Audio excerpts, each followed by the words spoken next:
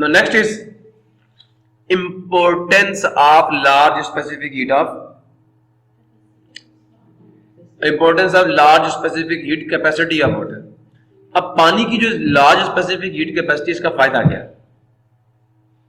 ठीक है, specific heat of water is 4200 joules per kg per Kelvin and that of dry soil is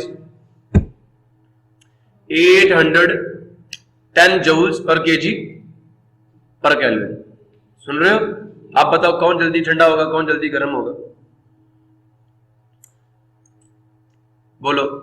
पानी के 1 kilogram का temperature अगर 1 डिग्री केल्विन राइज करना हो तो कितने जूल एनर्जी देनी पड़ेगी? 4200, 4200 जूल।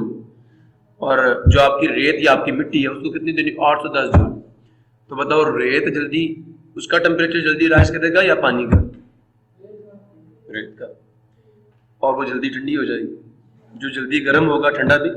इसका टेम्परेचर डिक्रीज करने के लिए इसको for 1 degree kelvin decrease in temperature 810 joule energy छोड़नी पड़ेगी। और पानी को 4200 जूल। तो 4200 जूल्स एनर्जी चाहिए 1 किलोग्राम पानी का टेम्परेचर 1 डिग्री केल्विन तक राइज करने के लिए। तो अल्लाह वालों, अगर राइज होने के लिए इतनी एनर्जी एब्जॉर्ब हो रही है तो बेटा जब डिक्रीज होगा तो इतनी एनर्जी आपको रिटर्न में मिलेगी। क्लियर हो गया? अब इन दोनों की हीट का कंपैरिजन करो तो इसका मतलब ये हुआ कि रेत बहुत जल्दी गर्म भी हो जाएगी और ठंडी भी हो जाएगी। अब गौर से सुनना, एज ए रिजल्ट अब इसका नतीजा क्या निकलता है? The temperature of soil would increase 5 times more rapidly. Divide करो ना 4200 जूल्स को 810 से, तो जवाब क्या मिलता है? Approximately 5 point something. क्लियर हुआ? और नहीं हुआ तो बोलो भाई, हुआ? अच्छा, चलो आगे। तो as a result the temperature of soil would increase 5 times more rapidly. 4200 joule energy पानी को भी दो और रेत को भी दो, सेम एनर्जी दी। पानी का टेम्परेचर कितना राइज करेगा? पानी का टेम्परेचर 1 kg वाटर का टेम्परेचर कितना राइज करेगा? 4200 जूल्स। टेम्परेचर कितना राइज करेगा? 1 डिग्री केल्विन। और रेत का कितना राइज करेगा? 1 डिग्री केल्विन नहीं पुत्र, 5 डिग्री केल्विन अप्रोक्सीमेटली, 5 टाइम्स मोर। आप समझ आया? सेम हीट दी है दोनों को, लेकिन पानी का टेम्परेचर 1 डिग्री केल्विन राइज हुआ और रेत का, आप समझ आया, 5 टाइम्स मोर रैपिडली वो गर्म होगी। ठीक है? Then same mass of water with the same amount of heat, thus लिहाजा the temperature of land rises and falls more rapidly than that of sea. समंदर के मुकाबले में जो जमीन है उसका दर्जाए हरारत जल्दी बढ़ता और जल्दी घटता है, जल्दी बढ़ता और जल्दी घटता है। लेकिन समंदर का दर्जाए हरारत ना इतना जल्दी बढ़ता है और ना इतना जल्दी घटता है। समझ आ गया या नहीं आया? ये इसका फायदा हो गया। अब कराची में क्या होता है, ना इतनी सख्त किस्म की सर्दी आती है और ना इतनी सख्त किस्म की गर्मी होती है।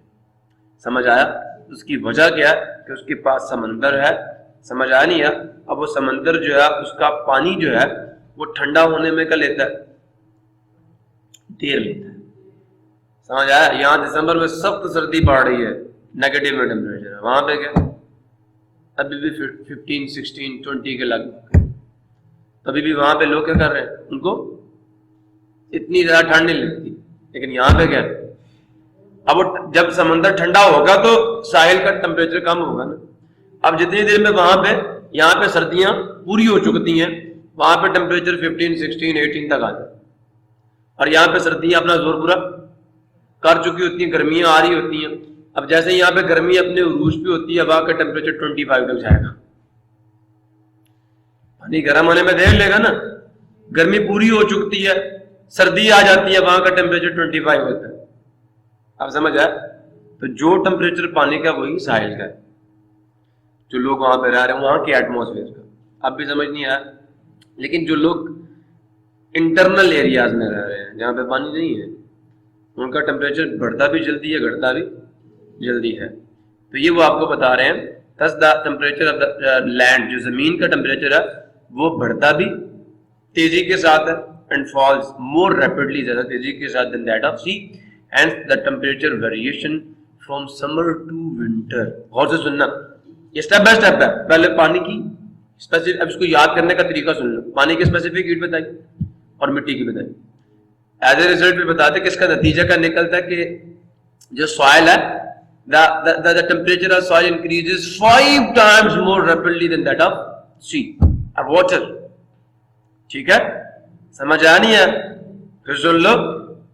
As a result the temperature of soil would increase 5 times more rapidly than the same mass of water by the same amount of heat। तीन चीजें चल रही हैं अभी तक। Temperature 5 time more rapidly increase करेगा सेम मास ऑफ वाटर का by same amount of heat. Clear हो गया? ये बताना जरूरी है। फार्मूले में कितनी चीजें थी? कितनी चीजें थी? तीन चीजें। C is equal to, clear हुआ? Thus, लिहाजा temperature of land rises and falls more rapidly than that of sea. Hence, the temperature variations from summer to winter are much smaller at places near the sea। लिहाजा जो दर्जाए हरारत का तगय्युर आता है ना, तब्दीली आती है, वो इतनी ज्यादा नहीं होती उन इलाकों में जो समंदर के करीब होते हैं। Then the land, उस जमीन के मुकाबले में far away from the sea, जो समंदर से बहुत दूर होती है। तो जो समंदर के करीब के इलाके हैं उनके अंदर जो गर्मियों और सर्दियों के दरमियान में जगह, हमारे यहाँ पे क्या टेम्परेचर कभी 42 50 के करीब चला जाता है और फिर 0 पे 0 और 50 ज्यादा वेरिएशन है टेम्परेचर की फ्रॉम समर टू विंटर। लेकिन जो इलाके कहाँ पे साले समंदर के करीब है वहां क्या वेरिएशन इतनी ज्यादा नहीं है। 30 और 15 के दरमियान में टेम्परेचर ऑसिलेट करता है, ज्यादा वेरिएशन टेम्परेचर में नहीं आती, क्योंकि पानी गर्म होने में भी देर लेता है और ठंडा होने में भी देर लेता है। This is due to the large specific heat of water. Clear हो गया? पानी की स्पेसिफिक हीट ज्यादा है तो पानी गर्म होने में भी देर लेगा और ठंडा होने में भी। तो जो इलाके उसके करीब है समंदर के, लिहाजा उनका टेम्परेचर भी इंक्रीज और डिक्रीज होने में क्या लेगा? टाइम लेगा। लिहाजा जो मौसम है वो मोतदिल रहता है। मोतदिल समझते हो? ना इतना गर्म ना इतना ज्यादा वेरिएशन उस टेम्परेचर में नहीं आती, एतदाल पे रहता है। समझ आया? शदीद मौसम नहीं है। Water has a large specific heat capacity. For this reason, it is very useful in storing and carrying the thermal energy due to its high specific heat capacity। अब ये क्या कह रहे हैं? पहली बात तो temperature variation of the regions that are near the sea is really very small। जो टेम्परेचर की वेरिएशन है, जो दर्जा हरारत की तब्दीली है, उन इलाकों में बहुत कम होती है जो समंदर के करीब हैं। जो समंदर के करीब हैं, बात समझ आई नहीं है? एक फायदा ये हुआ कि उन इलाकों का जो मौसम है वो मुतदिल रहता है। दूसरा, अब गौर से सुनना, गाड़ी में पानी डालते हो इंजन को ठंडा करने के लिए, बोलो पानी क्यों यूज करते हो? क्योंकि जितने मटेरियल्स आपने पिछली स्लाइड पे देखे सबसे ज्यादा स्पेसिफिक हीट किसकी है? पानी की है। अब पानी क्या करता है? बहुत ज्यादा हीट यहां से एब्जॉर्ब करता है। इंजन के गिर्द एक पानी का पाइप होता है, ये पिस्टन है जिसके अंदर, समझ आ रही है, सिलेंडर है जिनके अंदर गैस जल रही है और पिस्टन को घुमा रही है। तो इनके आगे पीछे बच्चे क्या होता है? पानी का एक पाइप फिर रहा होता है, ठीक है, लिपटा हुआ होता है। जो हीट यहां से निकलती है पानी उसको एब्जॉर्ब करता है और यहां से बाहर आता है। सुन रहे हो? यहां से बाहर निकलता है हीट लेकर, यहां फैन चल रहा होता है। बाहर क्या होती है? क्या होती है? हवा। ये फैन हवा को खींचता है, बाहर से हवा को खींचता है, ठंडी हवा।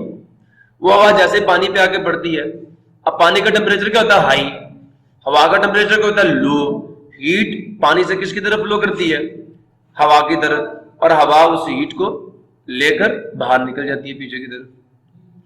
तो ये पानी जो इंजन के गिर्द घूम रहा होता है, ये क्या कर रहा होता है? हीट को एब्जॉर्ब करता है और इधर जाके चिलर, इसे कहते हैं चिलर। ये पंखा, इसे कहते हैं फोर्स्ड कन्वेक्शन। फोर्स्ड, ये पंखा बाहर से हवा को खींचेगा, ठंडी हवा आएगी, यहां से पानी से हीट को लेगी और बाहर। अब क्योंकि पानी ज्यादा से, पहली बात तो पानी क्यों हम इस्तेमाल करते हैं इन द रेडिएटर?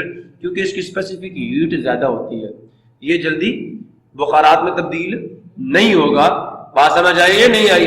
इसके 1 kg का टेम्परेचर राइज करने के लिए 4200 जूल्स एनर्जी चाहिए। तो ये बहुत ज्यादा हीट को एब्जॉर्ब करके बाहर लाएगा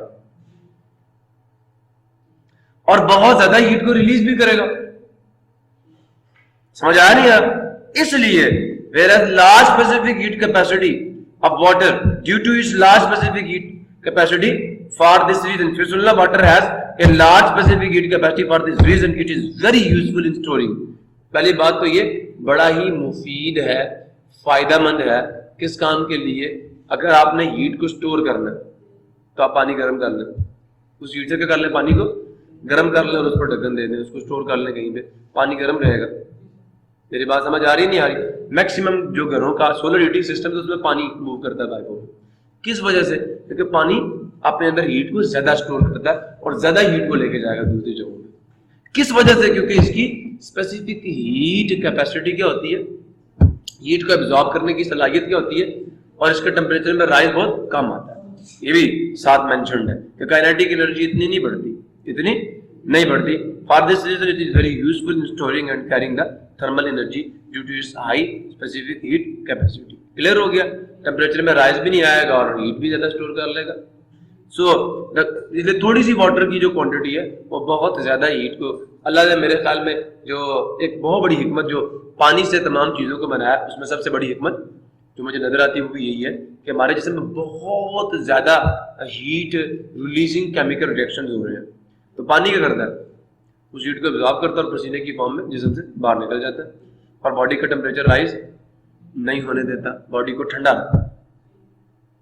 नहीं समझे?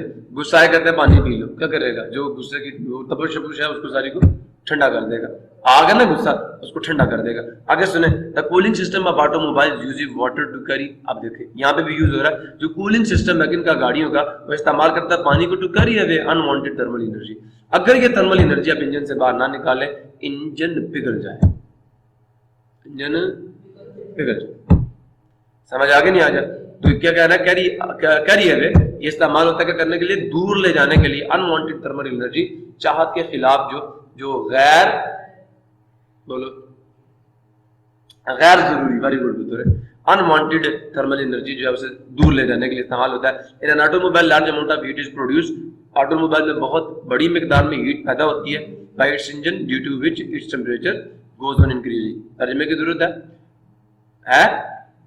बोलो है तो बता देता हूँ। Large amount of heat is produce, heat की बहुत बड़ी मिकदार पैदा होती है बाय इट्स इंजन, उसके इंजन से, ड्यू टू विच जिसकी वजह से टेम्परेचर गोज ऑन इंक्रीजिंग, उसका दर्जाए हरारत बढ़ता रहता है।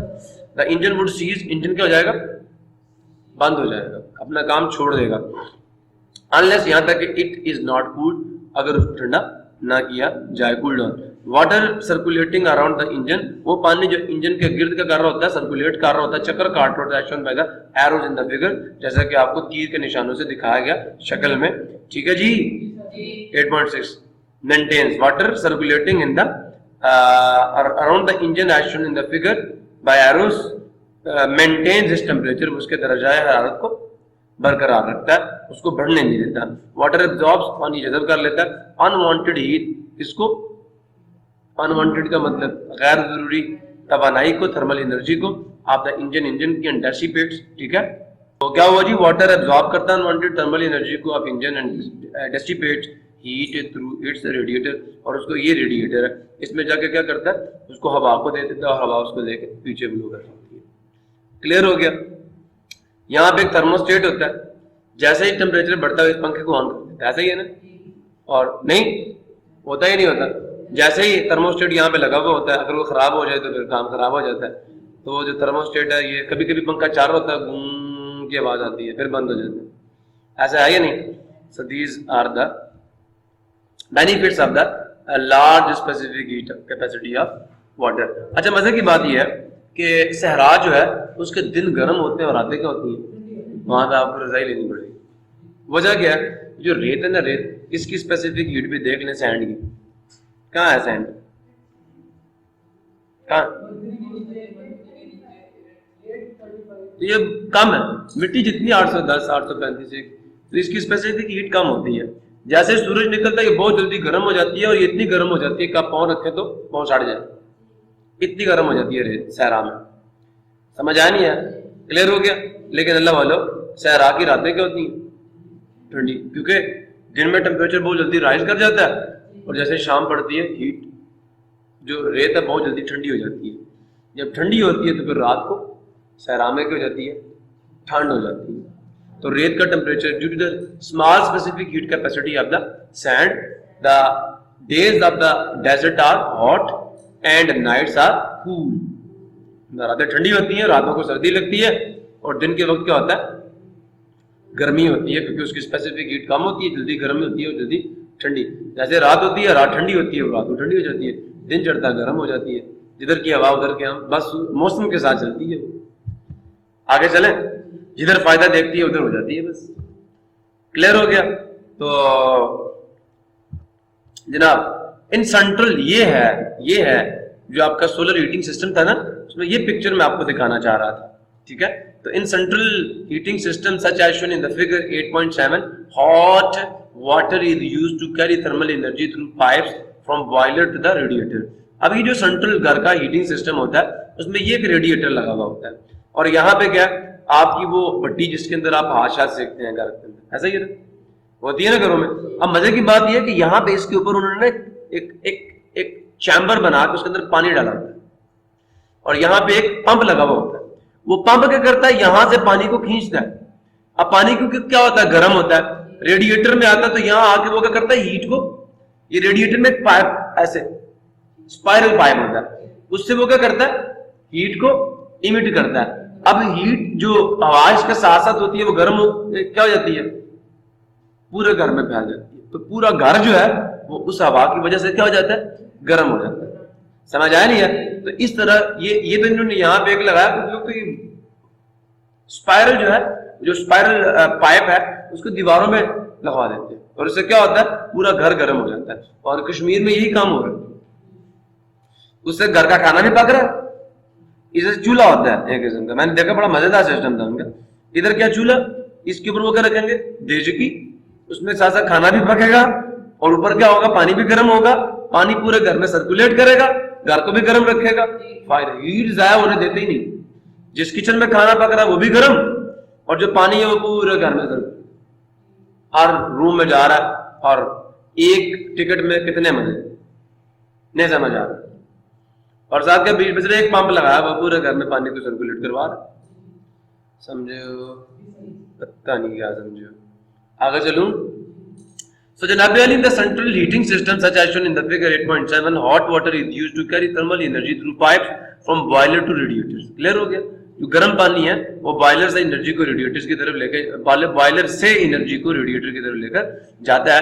These radiators are fixed inside the house at suitable places. ये रेडिएटर्स घरों में suitable places पे क्या कर दिए जाते हैं? फिक्स कर दिए जाते हैं और ऐसे गर्म होता है। एक container has 2.5 litres of water. एक कंटेनर में पानी कितना? अब ये वॉल्यूम दे दिया, मास निकाल लोगे पानी का। स्पेसिफिक हीट के फार्मूले में क्या आया? तो मुझे मास चाहिए, टेम्परेचर चाहिए, स्पेसिफिक हीट चाहिए। अगर मुझसे वो पूछे तो पानी क्या, एक container has 2.5 litres of water, ठीक है, at 20 degree Celsius. How much heat is required to boil the water. अब पानी को बॉयल करने के लिए टेम्परेचर कितना इंक्रीज करना पड़ेगा? T1 क्या 20 डिग्री सेल्सियस, उसको कन्वर्ट करो किसमें? केल्विन में। कितना आ गया? अब T2 कितना होना चाहिए बॉयल करने के लिए? 100 डिग्री सेल्सियस टेम्परेचर आएगा T2। और बोलो तो जनाब अली 373 डिग्री केल्विन। मुझे तो चेंज इन टेम्परेचर चाहिए डेल्टा टी। डेल्टा टी बराबर होगा high temperature minus low temperature, T2 minus T1। 80 degree kelvin आ गया डेल्टा टी। बोलो अच्छा। अब वॉल्यूम कितना है? 2.5 लीटर। तो मैंने कहा था डेंसिटी लीटर्स वाली कौन सी है? 1 kg पर लीटर। याद है पानी की डेंसिटी? 1 kg पर लीटर, ठीक है। तो अब आपको ये भी फॉर्मूला याद होगा कि जो मैस होता है वो बराबर होता है रो मल्टीप्लाई वी के। अब 1 को 2.5 से मल्टीप्लाई करें तो 2.5 लीटर जो वाटर है उसका मास 2.5 kg है। अब ये फॉर्मूला है आपका। वो पूछते हैं हाउ मच हीट, हीट से मुराद क्या? डेल्टा क्यू, कितनी हीट चाहिए, ये फॉर्मूला। इसके अंदर वैल्यूज डालें, ले जी, डेल्टा क्यू बराबर होगा C times M times delta T. अब स्पेसिफिक हीट फॉर वाटर तो आपको पता है 4200 जूल्स है, ऐसा ही है या नहीं? मैंने यहाँ सी की वैल्यू पुट की, मास आपको पता कितना आ गया 2.5 kg, चेंज इन टेम्परेचर कितना 80 डिग्री केल्विन। क्लियर हो गया, मल्टीप्लाई कीजिए आंसर आ जाएगा। इधर से 25 है, 25 की से 200 आ गया, इसको 200 से मल्टीप्लाई करोगे आंसर कितना आ जाएगा 42, 2 to the 4 ऐसा ही है, और 4 to the 8। वो सुन रहे हो या नहीं सुन रहे? अच्छा 2 0 ये थे, 2 0 और डाल देते हैं, 8400 joules of energy is required.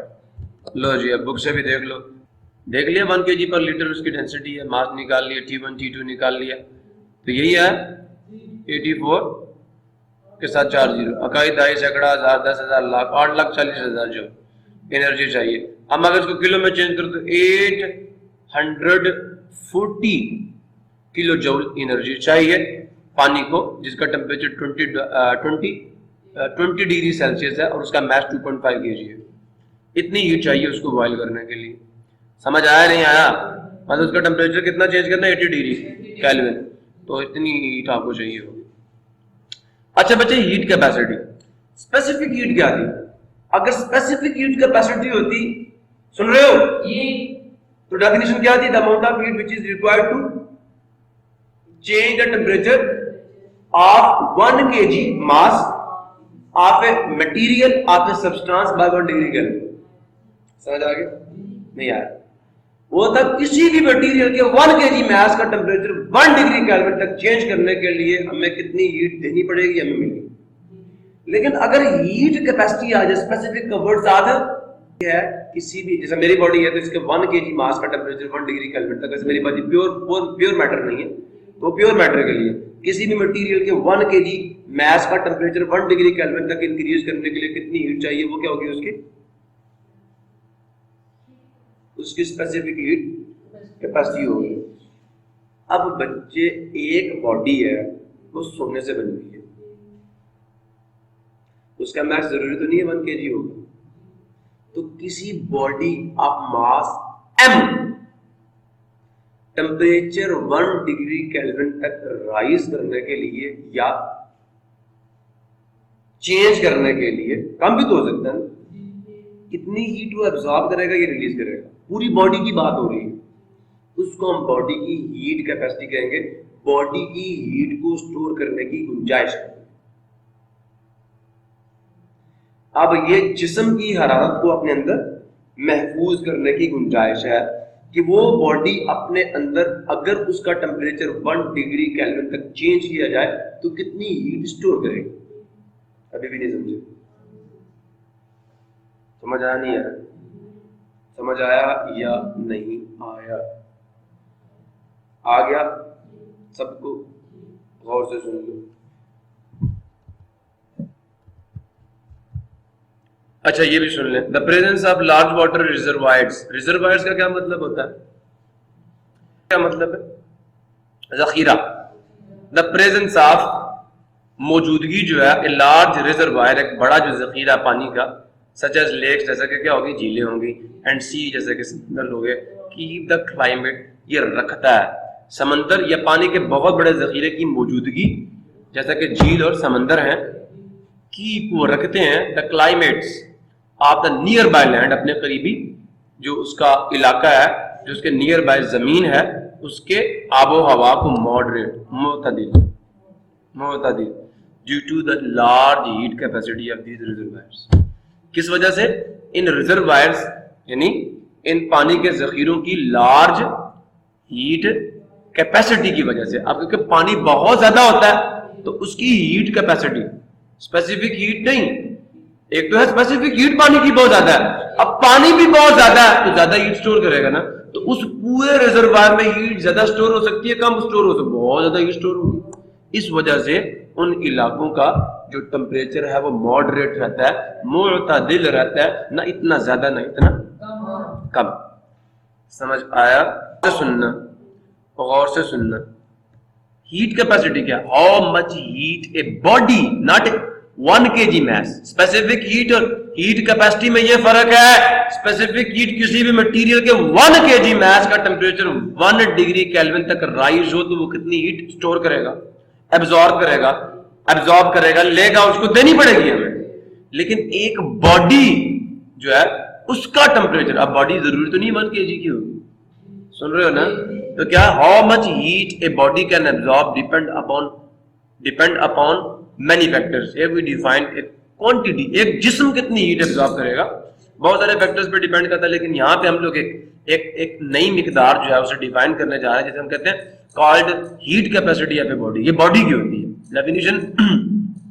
Heat capacity of a body is the quantity of thermal energy absorb by it for 1 kelvin increase in its temperature. एक बॉडी अपने टेम्परेचर में 1 डिग्री केल्विन का इंक्रीज लाने के लिए कितनी हीट एब्जॉर्ब करती है, ये उसकी हीट कैपेसिटी होगी, ये उसकी हीट की गुंजाइश होगी। ये आपको बताएगी कि वो बॉडी हीट कितनी अपने अंदर स्टोर कर सकती है।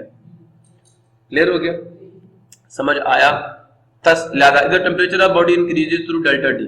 अगर एक बॉडी का टेम्परेचर जो है हमने कितना इंक्रीज कर दिया, delta T kelvins, on adding कितनी, delta Q amount of heat उसमें डालकर, then its heat capacity will be heat पर डिग्री पर kelvin rise in temperature. Heat जो 1 degree kelvin rise in temperature के लिए चाहिए, वो heat, the amount of heat which is required by body, which is absorb by body for unit increase in the temperature. जैसे speed है ना, speed भूल गए हो, पावर भूल गए हो, वो बोलो, तो यहां पे जो रेट है वो किसके लिहाज से, टेम्परेचर के लिहाज से चेक होगा।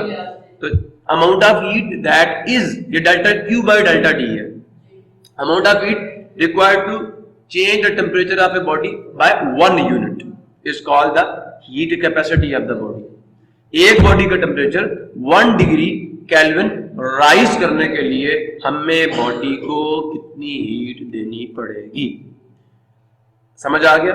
तो हीट कैपेसिटी की डेफिनेशन क्या, delta Q by delta T. समझ आ गया बच्चों? अच्छा एक बात तो बताओ, बताओगे, बोलोगे? अच्छा सुनो, अब जो डेफिनेशन उन्होंने बताई है वो तो ये बताइए कि delta Q by delta T, delta T नीचे भी है, डेल्टा टी से डेल्टा टी, तो स्पेसिफिक हीट नहीं, हीट कैपेसिटी आपको पता ही है, तो हीट कैपेसिटी, हीट कैपेसिटी की क्या डेफिनेशन थी, हीट कैपेसिटी बराबर होती है किसके, डेल्टा क्यू बाय डेल्टा, और यार इसकी वैल्यू तो ये आ गई है, बॉडी के मास को बॉडी के मटेरियल की स्पेसिफिक हीट से मल्टीप्लाई कर दो, यही है heat capacity of the body आ जाएगी। कितने फार्मूले हुए, कितने हुए, या ये यूज कर लो या ये यूज कर लो, या एक और फार्मूला देख लो कि delta Q by delta T is equal to M times C, M C. नहीं समझ आया? समझ आ गया? अब ये अब हीट कैपेसिटी समझ आ गई ना, पानी ज्यादा होगा तो उसकी हीट को स्टोर करने की कैपेसिटी भी क्या होगी, ज्यादा होगी। क्लियर हो गया? तो ये बच्चे यहाँ पे ये देखें, आपका फार्मूला ये था, दोनों साइडों को हमने डेल्टा टी से डिवाइड किया। तो अगर टेम्परेचर ही 1 degree kelvin rise in temperature आ रहा है, क्लियर 1 ही हुआ, तो delta Q by delta T C times M के बराबर है। ये है हीट कैपेसिटी का फार्मूला, बस मास से स्पेसिफिक हीट को मल्टीप्लाई करो, ठीक है? So thus, if the temperature of body increases through delta T on adding delta Q amount of heat to the body, then its heat capacity will be delta Q by delta T. Putting the value of delta Q यहाँ पे from previous formula, तो we get heat capacity is equal to, कितना आसान proof है, body का temperature में change ये आया इतनी हीट देने पे, then heat capacity ये होगी, लिहाजा putting the value, heat capacity बराबर delta Q by delta T के, डेल्टा Q की वैल्यू पर पुट की, डेल्टा Q से डेल्टा Q कट गया, ये फार्मूला आ गया। तो कितनी डेफिनेशन बन गई, 2। Equation double star shows the heat capacity of a body, ये किसी भी बॉडी की आप मास m, हीट कैपेसिटी को 1 kg मास कितनी हीट लेता है, उसको बॉडी के मास से मल्टीप्लाई करो, तो टोटल मास की कैपेसिटी आ जाएगी स्टोर करने की हीट। नहीं समझ आया? सिर्फ c को किससे मल्टीप्लाई करो, मास से, तो बॉडी कितनी हीट स्टोर करेगी वो भी आपको पता चल जाएगा। यही डेफिनेशन होनी चाहिए ना, बॉडी का मास मल्टीप्लाई सी। 1 kg कितनी स्टोर करता है, m kg कितना करेगा, m से मल्टीप्लाई कर दो। नहीं समझ आया? तो equation 2 shows that the heat capacity of a body is equal to the product of the mass of body and its specific heat। जिस मटेरियल से बॉडी बनी है ना, उस मटेरियल की स्पेसिफिक हीट से बॉडी के मास को मल्टीप्लाई करो तो आपको बॉडी की स्पेसिफिक हीट। बा मुझे आप बॉडी का मास दे दें, मैं आपको बता दूंगा बॉडी की हीट कैपेसिटी क्या है। बॉडी कितनी हीट स्टोर कर सकती है for 1 degree rise in its temperature. क्या करूंगा, मास दे दो, मैं सिर्फ उसकी स्पेसिफिक हीट टेबल से देकर मल्टीप्लाई करूंगा बस। कितना आसान है। जैसे आपको मैं कहूँ बॉडी का वेट ही है, मास बताओ तो जी से डिवाइड करना है। अगर मास दे दूं तो कम वेट बताओ तो जी से मल्टीप्लाई करना है। तो सिमिलरली सी तो कांस्टेंट है ना, सिर्फ बॉडी का मास पता होना जरूरी है। हाँ, अगर मुझे आप बॉडी की हीट कैपेसिटी दे देंगे, हीट कैपेसिटी दे देंगे, मैं बॉडी का मास बता दूंगा। क्या करूंगा, बॉडी की हीट कैपेसिटी को सी से डिवाइड करूंगा, बॉडी का मास आ जाएगा। सी उधर जाकर डिवाइड कर दो, बोलते क्यों नहीं? हाँ अच्छा, तो क्या हुआ जी, equation shows that the heat capacity of a body is equal to the product of mass of body and its specific heat capacity. Specific लग गया तो फिर ये स्मॉल सी की value. For example heat capacity of 5 kg of water. अब 5 kilogram पानी की heat capacity कितनी होगी, 5 को 4200 जूल से मल्टीप्लाई करो तो 21000 जूल पर केल्विन। अब केजी नहीं कहना क्योंकि पूरी बॉडी है ना, तो 1 degree kelvin rise in temperature के लिए बॉडी को 21000 जूल एनर्जी आपको देनी पड़ेगी, जिसका मास क्या 5 kg। That is 5 kg of water needs 21000 joules of heat or energy for every 1 degree Kelvin rise in its temperature। Thus larger is the quantity of substance। जितना किसी चीज की क्वांटिटी क्या होगी, ज्यादा होती जाएगी, larger will be its heat capacity। उसकी अपने अंदर हरारत को स्टोर करने की कैपेसिटी भी बढ़ती जाएगी। नहीं समझ आया? मास बढ़ेगा तो एटम्स और मॉलिक्यूल्स भी बढ़ेंगे ना। एटम्स और मॉलिक्यूल्स क्या हैं, ये वो स्पेसिस हैं जहां पे हीट स्टोर होगी। हर एटम एनर्जी स्टोर करेगा ना, तो जो एटम्स बढ़ेंगे, जैसे कमरे में अलमारियां बढ़ेंगी तो कैपेसिटी ऑफ स्टोरेज भी बढ़ेगी। हार्ड डिस्क की वो क्या कहते हैं, वो कैपेसिटी बढ़ाओगे तो फिर डाटा भी ज्यादा स्टोर कर सकते हो।